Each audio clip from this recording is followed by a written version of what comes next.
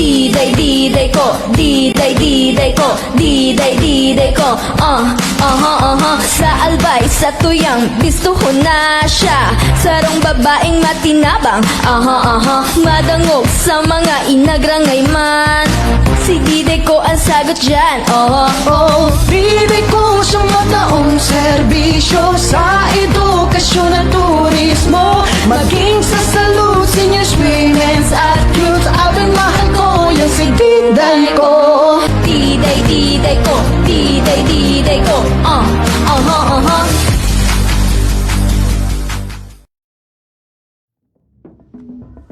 Whether I've got back-to-back tapings or I'm on my rest day, I love waking up in a space that just flows effortlessly.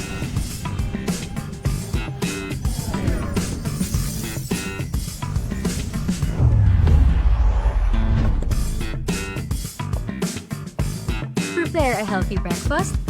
Check.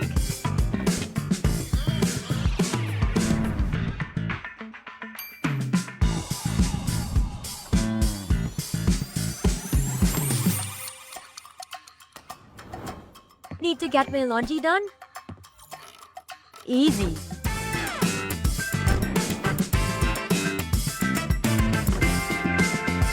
And on days when I need a little extra comfort, hey TCL, turn on the AC. Hey TCL, adjust temperature to 18 degrees. There's beauty in looking beyond the big picture perfect moments.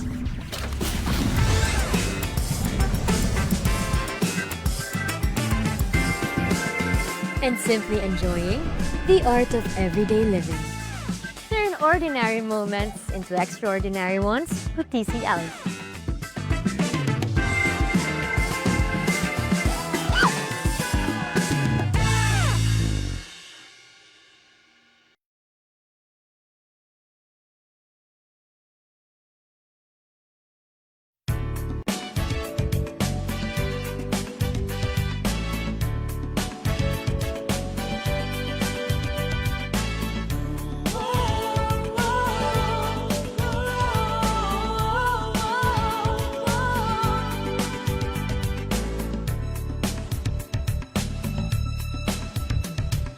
Sadyang mahalaga ang buhay sa mundo. Ingatan ang sarili at ang ating kapwa-tao. Huwag papansinin, patalastas na sigarilyo. Piliting iwaksi ang masamang bisyo.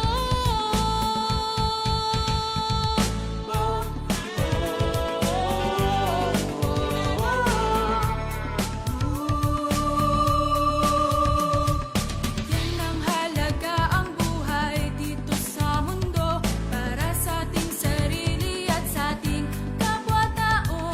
Mga impormasyong mahalaga'y dapat malaman. Magliligtas sa atin at sa ating kabataan. Smoke free ang hangin at paligid na malinis. Smoke free sa awit na ito'y pinababatid. Smoke free, tinig natin sa hangin na maghahatid. Upang ang buhay natin ay di agad na mapatid. Ang sigarilyo maraming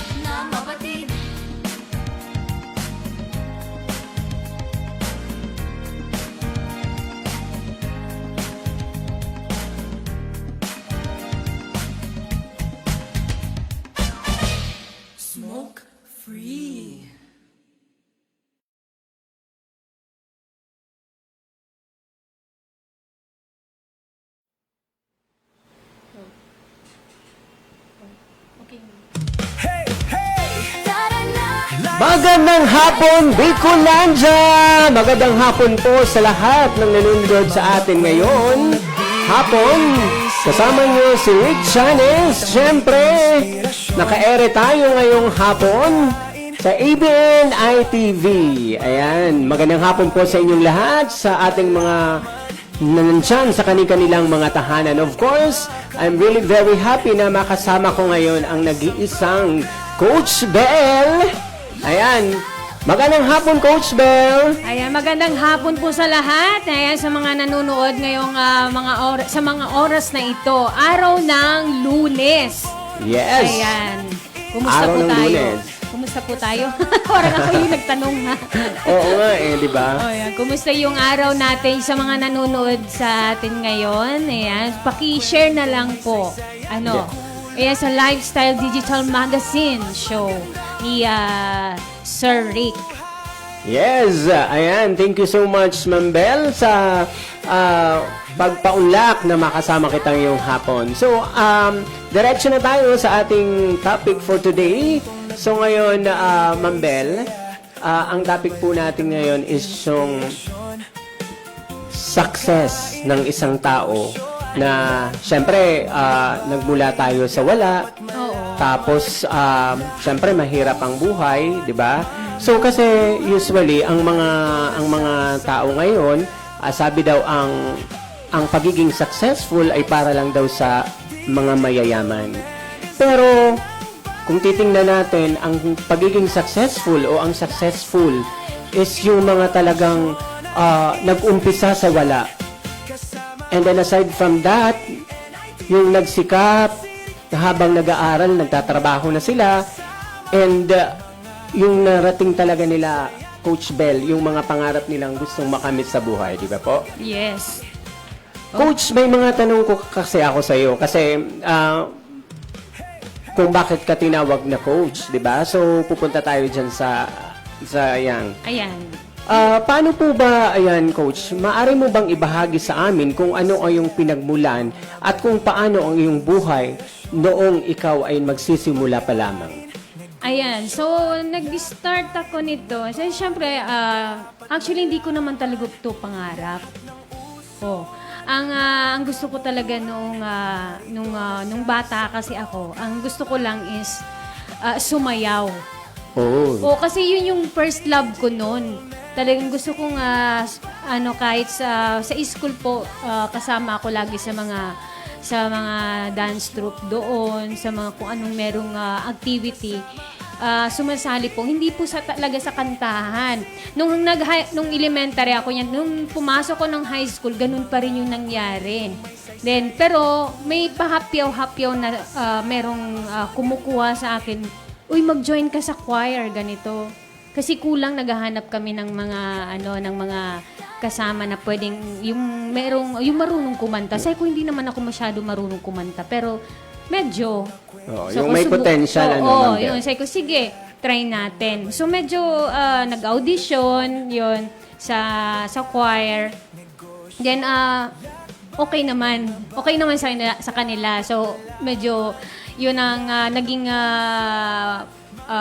position ko doon is soprano. Sa choir kasi ako nagsimula Parang talaga. ang taas doon, di ba? Soprano. Coach? Paano yung range yun? Tama ba? Range? Siguro, kasi depende yan kung kung paano ko magsalita. Yung marunong makinig, alam na nila kung kung alto to or soprano. Kasi sa soprano kasi meron yang halos dalawa po yung sinasabing soprano yan. Meron tayong yung soprano 1, soprano 2. Okay. Ayan. So, parang ako doon, parang lumilevel, pwedeng soprano 1 or soprano 2. Parang ganon. Tapos, so, syempre, may mga trainer tayo. Mm-hmm. Yung mga, ayan, katulad ni Sir Gerard nga po, naging trainer ko po nung high school noon sa Divine. Okay. Yun doon nag-start na yung journey ko sa pagkanta. Pero love na love ko pa rin yung pagsasayaw. Ayan. Pero yung activity na, tapos nung mga first year ako noon, then second year lumipat po ako ng Daraga High School. So doon na yung nagtuloy-tuloy. yung mga activity namin sa school, may mga coaches. Kasama yun sa dance naman si Sir Mendoza. Ayan, so medyo ngayon lang po sasabihin natin na ayan, maraming salamat kay Sir Mendoza kasi nahasa talaga ako doon. Di ba BU siya? Tama ba? Oo, BU dati Ayun, siya. oo. Pero siya yung naging trainer Kilala ko namin. din siya. Oo, pero wala na siya ngayon. Ay, oo. Oo, di ba? Last lang ata yung siya na maalam. Okay. Okay. Pero pag pero malaki pong sa akin sa pagiging itong tinatahak ko talaga ngayon. So, nangyari aside nung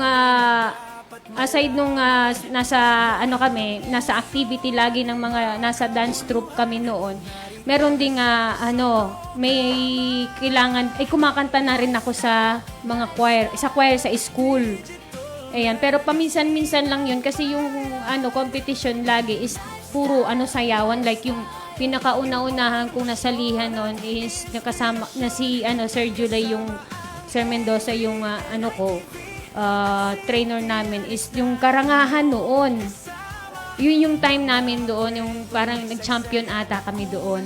Yes, so tuloy-tuloy na po yun. Tapos, ayun, medyo napunta po sa mga kundiman song na yung aside nung nasa choir na ako, mga kundiman yung mga kinakanta. So, medyo kalumaan talaga.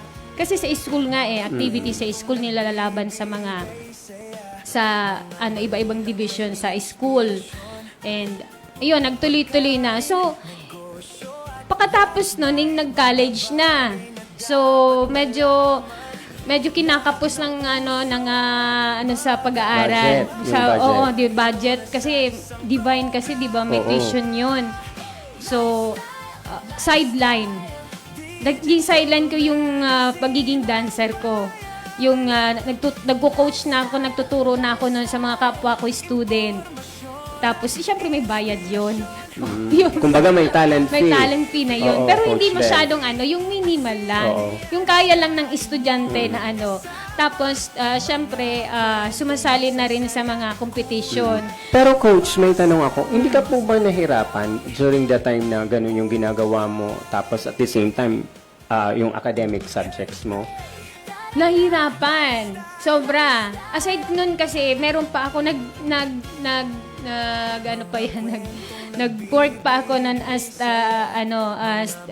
crew sa Bigs noon. Malapit lang yung Bigs tsaka Divine. No, tinatakbo ko lang yan. Grabe, Tinatakbo. ang sipag, hindi, pero talagang siguro yung time na medyo parang gusto ko parang napagod ako. Napagod na ako kasi ilang kami magkakapatid, 5 kami magkakapatid So, 3 kami noon na nasa college noon. Kaya hindi kaya ng nanay ko kasi single parent kasi halos wala masyadong sustento sa alam nyo na yan alam naman yung mga nakakakilala sa akin, alam ko na galing kami sa broken family. Kaya medyo wala masyadong gabay nung tatay. Okay. Puro nanay. Ayan, so, eto na nga. So, nagsabi na lang ako sa, natulungan ko na lang yung nanay ko. Siguro, time na siguro na, wag na akong mag-aral. Sabi ko, kasi nag-i-enjoy na ako doon sa ginagawa ko. Nagkakaroon na ako ng kita Yun yung naging ko. Yung parang yung mindset ko noon, ay kumikita na ako Diba? So, parang kaya siguro hindi na ako muna mag-aral. Yung sabi ko, hindi na muna mag-aral, is nagtuloy-tuloy yun. Parang nawala na yung ko na mag-aral talaga ako. Ituloy ko yung college ko. So, ayun, during that time na yon, nasa Himig Choir na ako noon. Sa St. Raphael. Okay. Tapos, di ba, laging busy ang Himig noon Kasi maraming mga services sila, marami. At isa na po doon si si Ate Ann na nagbibigay sa amin ng mga yung sa kasal, Okay. siya yung nagbubuk sa amin. Tapos kung merong kakantahan sa mga patay. Tapos yung magkakaroling, ngayon ganon. Oo. Tapos ayun na yun, nagsimula. Basta doon yun, hindi ko akalain na ito pala is magtuloy-tuloy na. Meron kasing nakadiscover sa akin noon si Sir Paul. Hindi ko alam kung buhay pa ba siya ngayon o ano, taga Rawis po. Siya yung unang nag-approach sa akin na, gusto mo bang kumanta sa banda namin? Sabi niya. Kaso puro na kami matatanda. Sabi niya, ikaw lang yung bata doon. Kasi teenager pa lang eh. Siguro mga 18 or 19 ako ata noon. Sabi ko, sige, basta kaya ko. Tapos sabi niya, sige, nag-aaral ka pa ba? Sabi ko, nag-stop muna ako. Sabi niya, sige, sabi niya, pero pag medyo okay na yung kita mo sa amin, mag-aaral ka uli. Yun ang sabi niya sa akin. Tapos ngayon, may mga kinumpose akong kanta, sabi niya. Sige, ito kantahin mo to, mga kundiman. Yung time na yon, ang boses ko, siyempre nasa choir, ang talagang alam nyo naman kung paano kumanta yung mga choir. Di ba? Alam nyo naman kung paano kumanta ang mga yon. Talagang sasabog talaga yung kahit walang sabihin natin wala nang microphone, talagang kahit walang microphone makakakanta talaga ng malakas. Ayan, so ayun. So nasanay ako doon, Then after that, merong nag-introduce sa akin na, uy, gusto mong sumama sa grupo namin. Yung gagawin na talaga sigurong parang yung umpisa ko nang nag-battle of the band ako.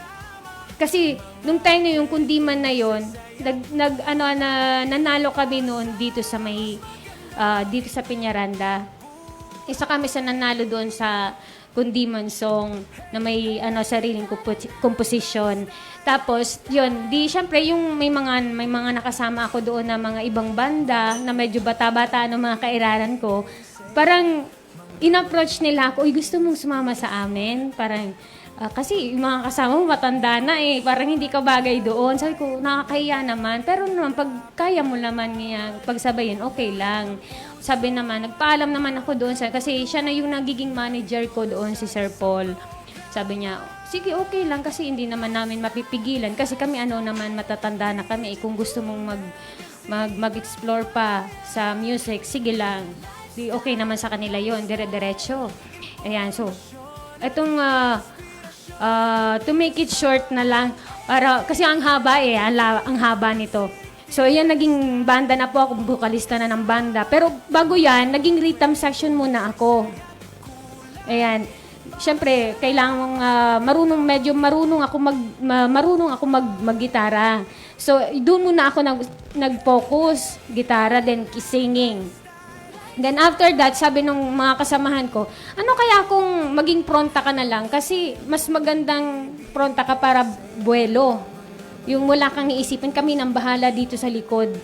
So, pinabitawan nila sa akin yung gitara. Yung hawak kong instrumento. So, ginawa nila akong pronta. Doon, tuloy-tuloy na yon hanggang sa nakapag-abroad na nga ako. Mga kasamahan ko, doon na yung parang nahasa na. Pero bago yan, nag-voice lesson ako.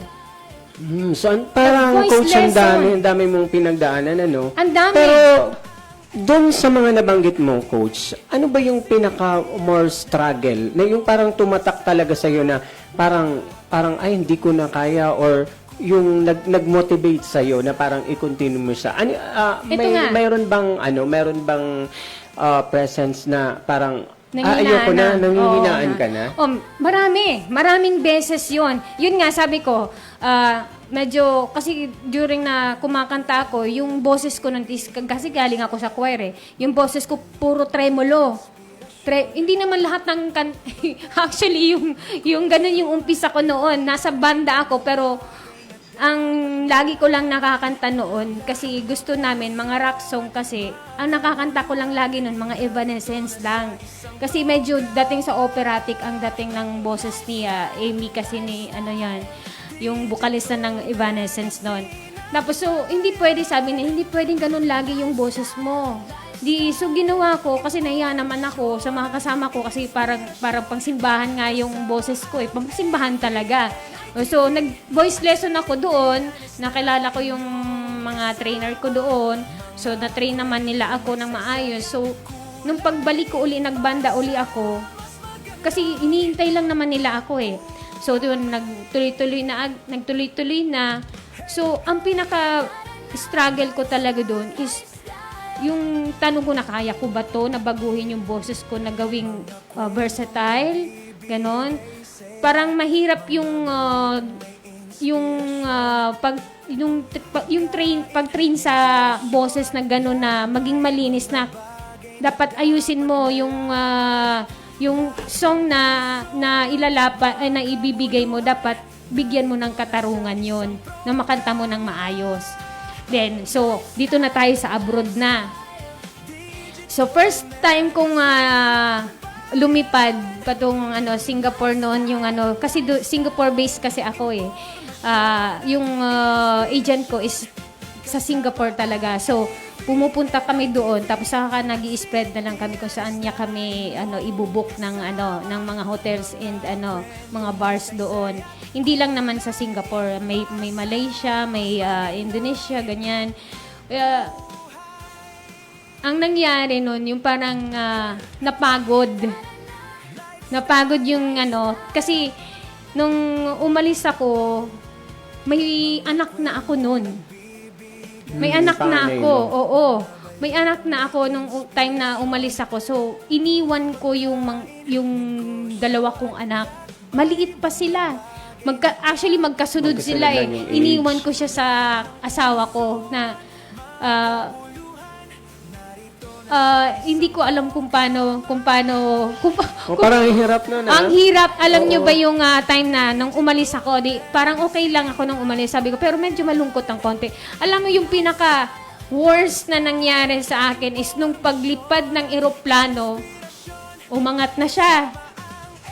Doon tumulo ang luha ko. Kasi sabi ko, parang kung pwedeng pumara pa, parang pwede ihinto na muna yun. Parang gusto bababa ako. Bababa ako. Parang Oo ganun nga. yung sasabihin ko. Kaso wala akong magagawa eh. Nasa taas na Mataas ako na. Tapos ugali ko pati, hindi talaga ako nagpapahatid sa airport. Ayaw ko nang hinahatid ako sa airport. Gusto ko mag-isa lang akong pupunta doon. Kasi maraming nangyayari sa airport. Alam po yan ng mga kasamahan natin. Sa mga lahat ng OFW. Maraming ganap, talagang parang ayaw mong umalis. Kaya yung gusto ko, pag nasa airport ako, walang maghahatid sa akin. Hanggang doon lang ako doon lang kayo sa kanto, ako nang papasok. Okay, so babalikan natin si Coach. Siyempre, time check. It's already 4:34 in the afternoon dito sa Lifestyle Digital Magazine Show.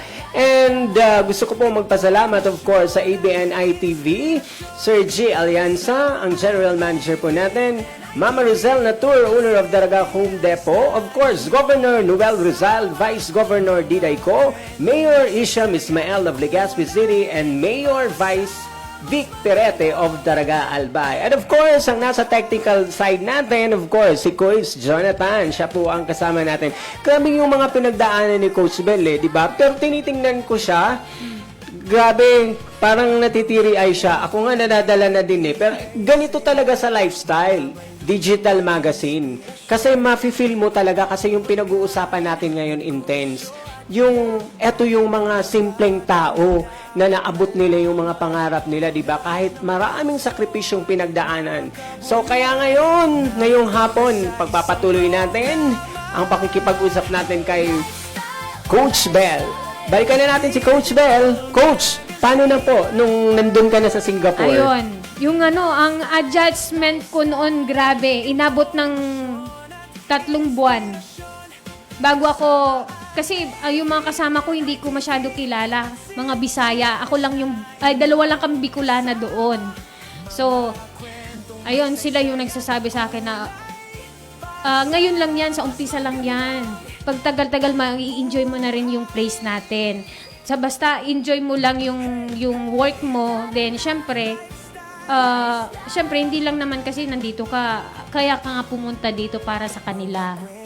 Diba? Sabi, yun yung kahit, pero alos gabi-gabi ako nun, pagkatapos ng set namin, umiiyak talaga ako. Yun, kasi syempre, nami-miss ko yung mga anak ko nun. Tapos syempre, yung first time mong iwanan yung mga anak mo. Tapos hanggang sa kaalaunan, tama naman yung sinabi ng mga kasama ko na gawin mo yung doon ka kumuha ng lakas sa kanila na uuwi ka na successful. Na nagawa mo yung trabaho mo dito ng maayos, na alam nating hindi tayo dito matatapos na hanggang dito lang. Kasi alam natin na may papupuntahan itong ginagawa natin. So, ang dami nilang advices na kasi thankful naman ako kasi malaking tulong sa akin yung mga una kong kasama doon. Ako yung pinakabata eh. So, tulong sa financial kasi medyo pa ako noon. Medyo kapos pa noon nung punta ko doon eh. So, may mga binabayaran pa ako nung time na yon sa So, tinutulungan din nila ako. So, yung paano tapos ito na yung pinakamahirap na yung malayo ka, nagkakasakit yung anak mo, pero malayo ka. Oo. Yung ito yung asawa ko kasi, nagtatrabaho din, di ba? Tapos, aside nun, kahit may sabihin nating meron kang katulong, kailangan pa rin, hands-on pa rin. Yes, iba pa din yung parents ang nag-aasikaso, Coach Bel. Kasi diba? mas maganda pa rin na kahit wala ka, syempre na nagagabayan mo rin, nakikita mo, buti na lang, may cellphone na. Diba? Nung time na yon, ang kinaanuhan na lang doon talaga is yung video call, natatawagan mo yung nakikita mo kaso yung ang pinaka grabe ang sacrifice na nangyayari talaga pag nasa ibang bansa ka talaga is grabeng sabi nito yung lungkot. Minsan gusto mong hawakan yung anak mo, hindi mo mahawakan. Pag may sakit sila, paano mo sila i-comfort, ganon. So, yun ang pinakamahirap na part sa akin. Okay, so grabe, napaka-intense. Pero shoutout muna tayo, Coach Bel. Shoutout kay Ma'am Rachel, Betty's ma'am. Good afternoon po sa inyo. Yes. Ma'am Leonor, hello po. Hello. Ayan, and i-greet natin si Ruthie. Hello, happy birthday. Happy birthday sa'yo. Nasa Canada siya. Happy birthday, Ruthie. More birthdays to come. And syempre, yung mga nanonood sa atin ngayon, live via stream tayo ngayon, Coach Bel. So, magandang hapon. Hopefully, nakapag-merienda na. Tapos na ang pag-merienda natin. Yung mga nanay natin dyan, nag-iisip na naman kung anong ating menu para mamayang gabi. Coach, kailangan kong medyo mag-inhale exhale kasi eto talaga, 'di ba? Ito yung kasi to be honest, parang eto yung stream na parang eto yung nag-push sa'yo nung nandun ka na. Kasi just imagine, mahirap ang buhay sa ibang bansa, Coach, right? Napakahirap talaga lalo pag syempre wala ka masyadong kakilala. So nagbi-build ka pa lang doon ng mga kakilala mo. So mahirap mag-adjust talaga. Tapos so kalaunan medyo okay na din, pauwi-uwi na lang. Ang nangyari na lang noon sa amin is short na lang yung kontrata namin. Kasi dati kasi yung time na 2 years, tapos nag 1 year, tapos naging 6 months na lang pala. So, pauwi-uwi na lang ako. So, hindi na masyadong nag-i-stay ako dito ng mga ilang buwan, then aalis na naman ako. So, nasanay na yung mga anak ko na ganun yung setup namin. Medyo, pero ang kinagandahan doon, kasi yung asawa ko is talagang supportive naman siya. So, sinusuportahan niya yung anong gusto ko. Sinasabi niya, sige, gawin mo na lang yan kasi yun naman talaga ang gusto mo eh, di ba? Sabi niya, abang bata pa, malakas ka pa, kaya mo pang pumunta sa ibang lugar. So, gawin mo na ngayon. Yun naman ang kagandahan doon kasi yung asawa ko is supportive talaga sa mga ginagawa ko. So parang yun na coach ang naging inspirasyon mo, ano, Yes. yung family mo talagang Oo. laban lang sa buhay. Oo, ano. yun yung ano. Kasi pabalik-balik ka na doon, di ba? Oo, so kahit medyo mahirap, basta suporta ng family mo nandyan sa'yo, nagiging magaan.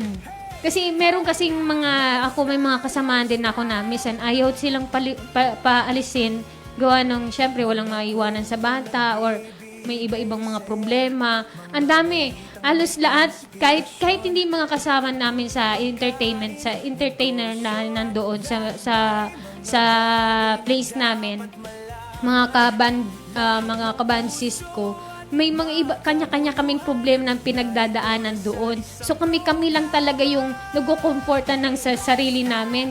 Although, karamihan doon sa amin is babae talaga. Babae.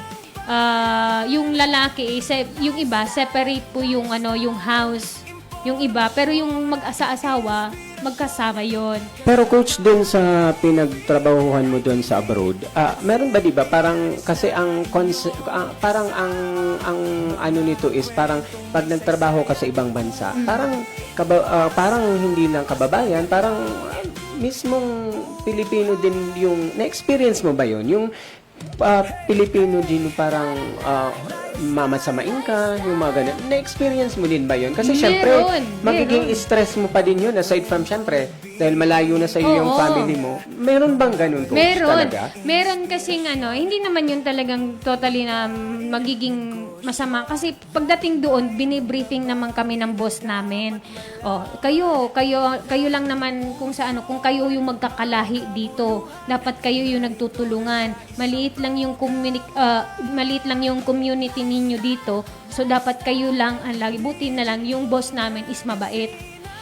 Hindi kami pinapabayaan. Pag may problema, siya unang-una sabi, punta kayo sa office, mag-usap-usap tayo. Ganun siya. Hindi niya pinababayaan na lumala pa yon. Kasi iisa lang yung gusto lang natin dito, magtrabaho tayo at syempre, tumugtog tayo, kumanta tayo, mag-entertain tayo ng masaya. Ayoko nang may stress dito. Huwag na kayong dumagdag sa akin. Ganyan. Ganyan ang sinasabi niya lagi sa amin. Tapos lagi niya kaming pinapaalalahanan na, kasi may mga time na siguro may naririnig ang iba dyan na may mga tayong sumasama sa mga guest.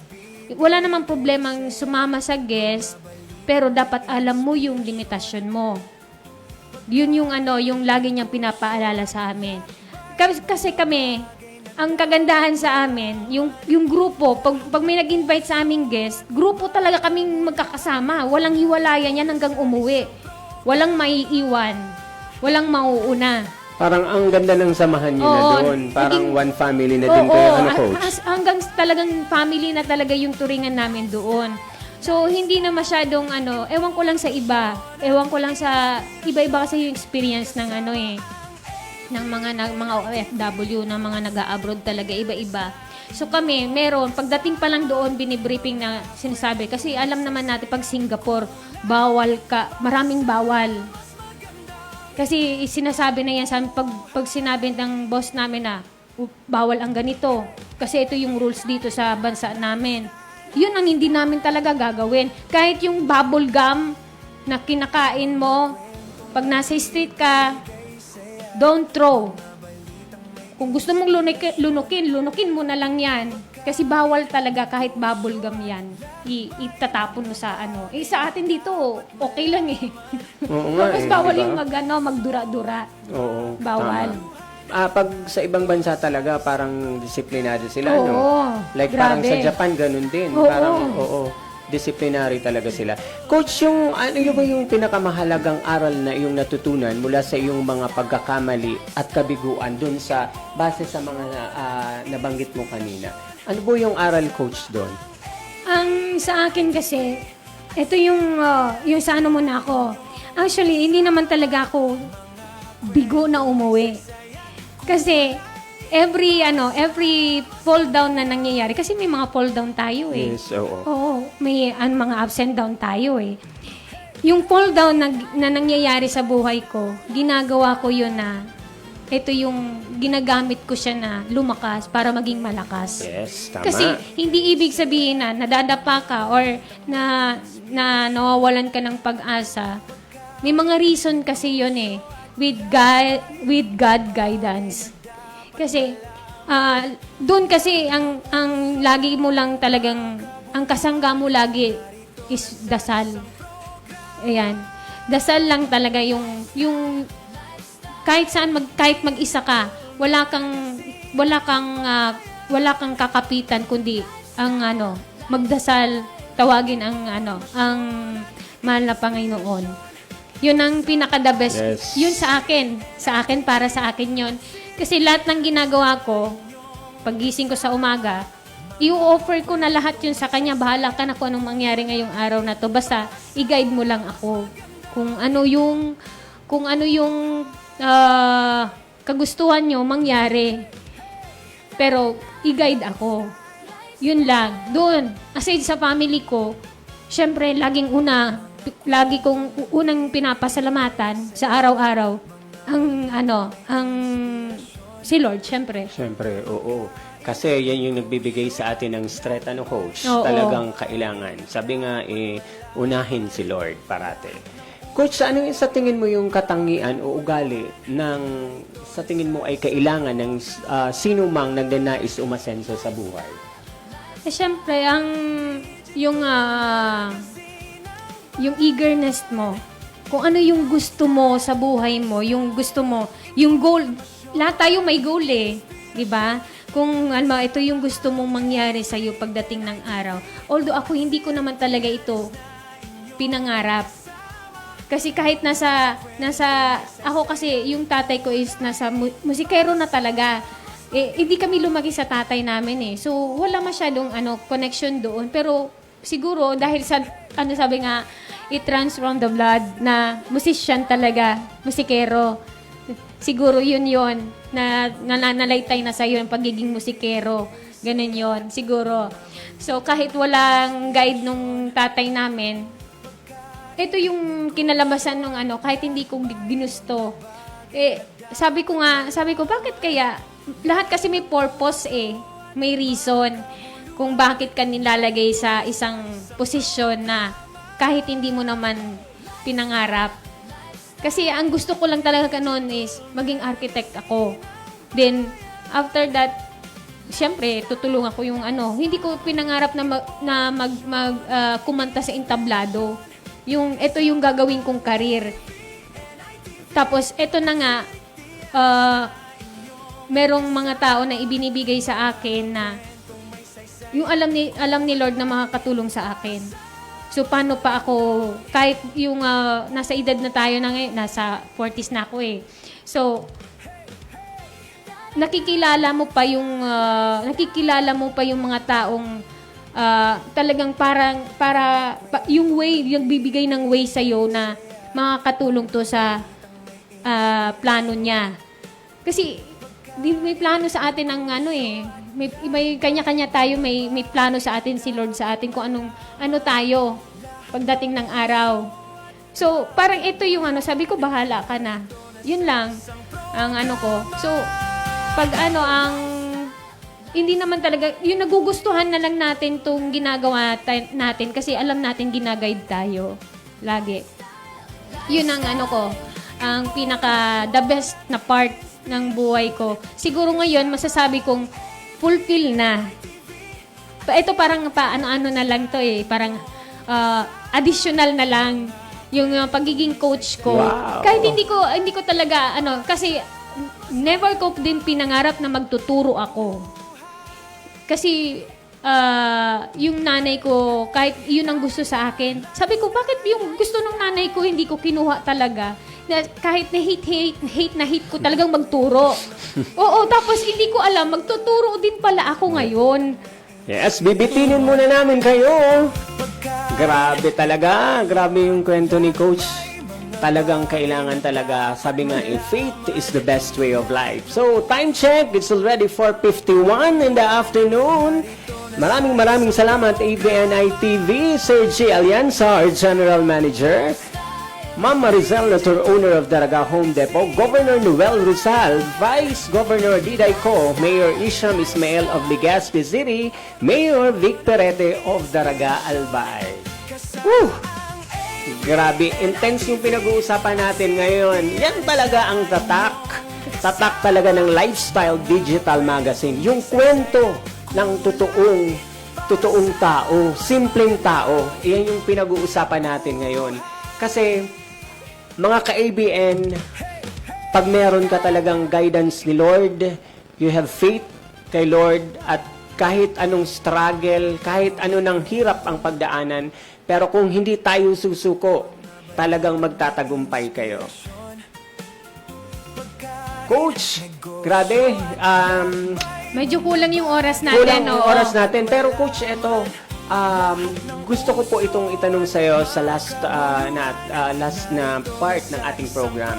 Yes po. Yung mensahe mo po, yung naiiwan sa ating mga manunood, lalo na sa mga kasalukuyang naharap sa hirap at nawawala ng pag-asa. Ayan, syempre, ang gusto ko lang sabihin, kasi ito yung lagi kong ginagawa, lagi nga, focus lang. Kung ano man yung ginagawa mo ngayon, mag-focus ka lang. Syempre, umiling ka lagi ng guidance galing kay Lord. Kasi, hindi talaga natin magagawa to nang wala siya. Kasi siya yung nagbi-build sa atin kung ano, siya yung humuhubog sa atin kung ano tayo ngayon. May binibigay siyang mga tao na makakatulong sa'yo, tapos may inaalis din siyang mga tao na alam niyang madidistract ka at hindi makakatulong sa pag-grow mo. So, habang bata pa, kaya pa nating tumalon, sabi nga, kaya pa nating umindak, kaya pa nating humalakhak o tumawa ng malakas, magsaya o kahit saan gusto mo magpunta, gawin mo yun. Kasi minsan lang ang buhay. Hindi natin alam kasi paggising natin kinaumagahan kung gigising pa tayo. Di ba? Tama, Coach. Dapat, yung kasi may kanya-kanya tayong libro. So, every page na binubuklat nyo, dapat kailangan araw-araw may magandang nangyayari. Kahit sabihin natin hindi maganda yung araw ko ngayon, merong ganun eh. Pero, tingnan nyo pa rin yung good side kung bakit nangyari yon. Yun eh. Hindi lahat kasi, meron kasing negative, mga negative. Pero alam nyo yung negative na yun na dumarating, may dahilan yon kung bakit naging negative. Pero in the end, laging merong reason bakit nangyari yon. So, ako kasi, paggising ko pa lang, syempre, sasabihin ko na ito yung araw na, gagawin ko ito. Dapat matapos ko to. I-guide nyo na lang po ako. Pag ibigay nyo sa akin kung medyo may part na mahirap. So, linawin sa akin kung paano ko gagawin to na maging maayos itong araw na ito. Kasi tayo lang naman yung gumagawa ng ikakaganda ng araw natin. Huwag po tayo laging nag-iisip ng mga negative. Lagi paggising mo pa lang sa umaga, kailangan positive na agad yung iisipin mo. Yes, tama ka dyan, Yun Coach. yun. Kailangan. Pagmulat mo lang ng mata mo, kailangan positive na yung ito yung gagawin ko. Excited ka dapat lagi. Yung mindset mo, Coach? Mindset ganun yun. na positive. Oo. Kasi sabi nga, di ba, kahit may mga problema sa araw-araw, hindi na natin, nandyan na yan eh. Dapat yung mga problema, ako kasi ginagawa ko pag hindi ko to kayang problema ngayon, say ko, sige, leave ko muna to. Ito muna ako sa medyo madali-dali. Pag hanggang sa nare-realize ko na yung mahirap, nagagawan ko na pala ng paraan. So, laban lang. Tapos tiwala sa sarili. Yes. Yun. Grabe, tiwala sa sarili at syempre laban lang sa araw-araw.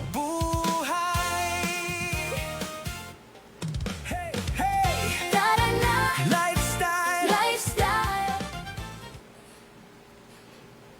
Mga ka-ABN, ITV yan, please follow, like, and share. Syempre, dito lang yan sa ABN ITV. Pero, ang sarap ng usapan natin, Coach, kulang yung oras kulang yung natin. oras natin. Pero Coach, syempre, dahil naging level up na tayo, gusto kong tanungin kung ano naman yung mga naka-line up sa'yo ngayon. Kasi alam ko may mga naka-line up ka, Coach, ngayon. Ayan, oo, sige. Excited din ako dyan, Coach. Excited ako. Talagang lagi talaga sa araw-araw, kailangan lagi tayong excited. Kasi maraming nagaganap, maraming nangyayaring talaga na mga aabangan ng lahat. Ito, nandito po yan lamang sa ABN. Dito lamang po natin yung gaganapin. So, meron po tayo ngayong aside po ng mga bookings ko and sa gigs po, ito muna yung unahin natin sa ABN po. Meron po tayong magaganap ngayong bago, kasi September yung anniversary ng ABN. Oh, so super Ayan. excited yun, ha? Si Sir G na ang bahala May mga mag-explain pasabog, nun. Coach. Oo, may mga pasabog po tayo dyan. So, abangan niyo po Exciting. ito. So, magkakaroon po tayo ng singing contest, yung adult edition naman po. Grabe. Nung last year po is kids edition. Ngayon po magkakaroon tayo ng adult edition sa singing contest po. So, abang-abang po tayo. Ngayon lamang po yan mangyayari. Ngayong October. Ay, hindi. September. Yung final Ay, oo natin. pala, September. Pero magpapa-audition tayo this July. Yes. Then, Yung may mga talent dyan sa singing. Ayan. Please contact Coach Bell and of course, pwede kayong pumunta dito sa ABN ITV. Ano pa, Coach? Meron pa tayo. Yung anting pinagkakaabalahan ngayon. Isabihin na natin. Oo, yung anting pahapyaw, Coach. ABN Talent Search. Talent Search po Ayan. is sabihin na natin yung title. Wag muna para exciting part 'yon. Pero ito yung mga talagang may talent sa singing, dancing, acting, Oo. hosting 'yan. Ages, Coach, anong age? Ayan, so age na hinahanap natin is 8 years old to 20 years old. Ayan, pero yung mga bata-bata pa, pwede naman silang kasi tuturuan naman natin sila, i-coach natin sila kung ano pwede nilang gawin. Yes. Ma-enhance pa yung mga talent nila. Excited ako dyan, Coach, ha? Yes, ako Oo. din. So, abang-abang tayo, mga ka-ABN ITV. Ayan, maraming salamat. Please follow, like, and share Alejandro Broadcasting Network. Thank you to Alejandro B. Alianza, General Manager of ABN, and Barizel Natur, CEO of Daraga Home Depot. Lalo na sa ating mga minamahal na sponsor sa ating screen. Thank you so much. With our technical on board, Sir Jonathan. We're located at Barangay 8, Washington Drive, Legazpi City. Yan mga ka-lifestyle digital magazine show. Maraming salamat po. Nako, hopefully po nakapagbigay kami ng inspirasyon ngayong hapon sa inyo. At sana po mabuhay tayong mga Bicolano. Siyempre, mga Uragon. Kita mo si Coach Bella, Uragon yan, di ba? Nalampasan. Kaya sa lahat ng hamon sa buhay natin, kausapin lang natin si Lord, magdasal tayo, and of course, syempre, tiwala lang sa sarili. Maraming salamat, Coach Bell, at Thank you aabangan din po, namin sir. yung mga events na talagang Yes. magaganap na pasabog dito sa ABN ITV.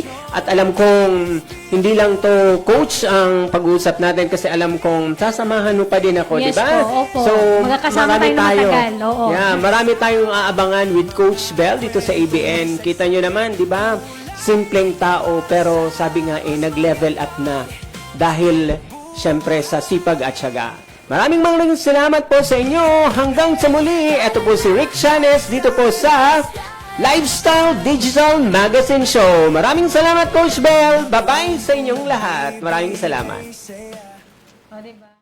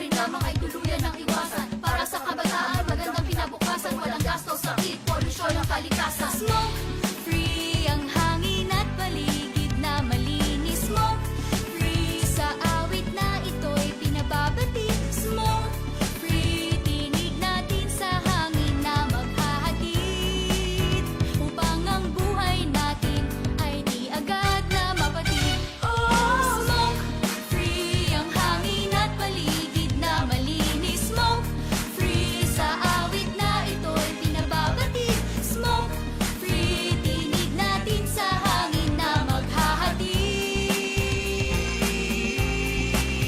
upang ang buhay natin ay di agad na mapatid.